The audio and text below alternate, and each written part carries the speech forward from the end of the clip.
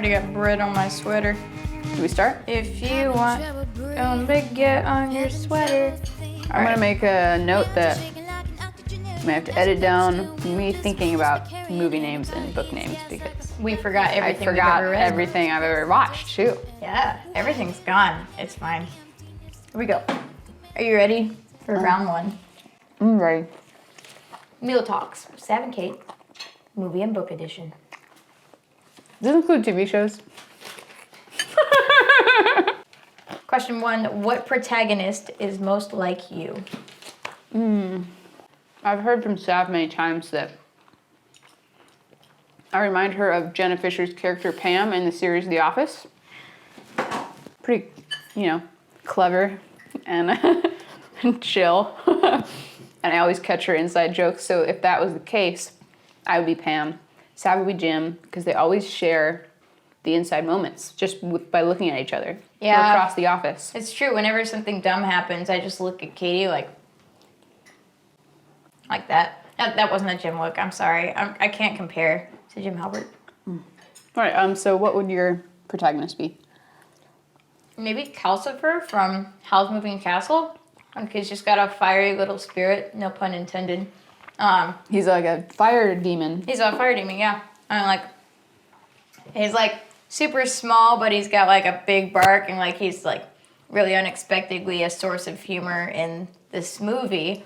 But he also kind of sasses people and ends up having like a soft, sweet, mushy, fiery center. In the English version, who voices him? You remember? It's like not Gilbert Gottfried, but it's some. If it's it can't be Patton Oswalt. It's someone like that. Okay, now we have to look at this. I'm sorry, we have to look this up. Come on, who is the voice of Calcifer? Billy Crystal. Oh, Billy Crystal. Billy Crystal voice. Does that mean I'm Billy Crystal? Author who you wish you could write like. Oh. Good questions. Oh man, so many. Let's see. There's this thing online where like you can enter your writing in and it'll tell you who you most write like. And I entered my book in, like my entire book, and like it analyzes the syntax and the like word choice and stuff. And I got Cory Doctorow, who wrote a bunch of books, and I'm like a big fan. But I really want to be able to write like a combination of Neil Gaiman and Michael Chabon, because like Michael Chabon paints like Salvador Dali level like intense, vivid imagery. Like he'll make an analogy on top of an analogy to the point where you forget what he was originally talking about. And I think that's fascinating. I love that. But also Neil Gaiman has like this kind of quirky, almost, you know what, Douglas Adams too, because like all three of them, if I could put them all together and like write like that, it would be perfect. Neil Gaiman's like quirky, dark, like mysterious, and Douglas Adams is like quirky, British humor, hilarious. I wish I could have like all three of that smashed into one. What about you?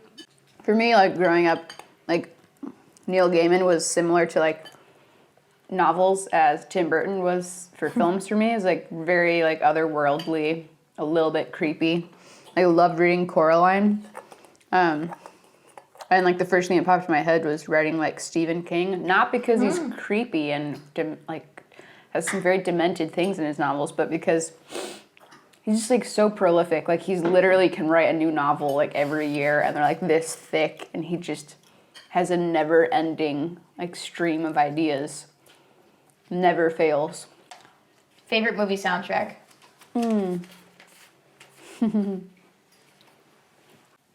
think it probably would be, like a Tim Burton movie, because Danny Elfman like did all that like movie. Like I'll pick like Edward Scissorhands or something because it's so quirky. Or tie that with Jan Tiersen. For instance, the movie Amelie. I've never even seen the movie.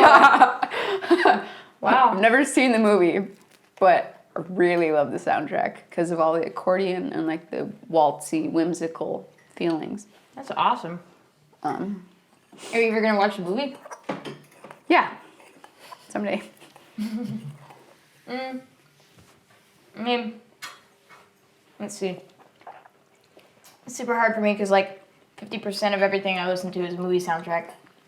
But I guess if I had to pick like the all-time hitters, it would be the Interstellar soundtrack, for one, because what Hans Zimmer does is really amazing. He almost foreshadows the entire plot and gives you the ending metaphorically in the music before you recognize that it's the ending. So, like, if you listen to it 1,000 times over, like me, you'll recognize that one character is represented by this call, and then the other characters are represented by this response, and the response fluctuates between major and minor because you don't know who the other characters are until the end of the movie.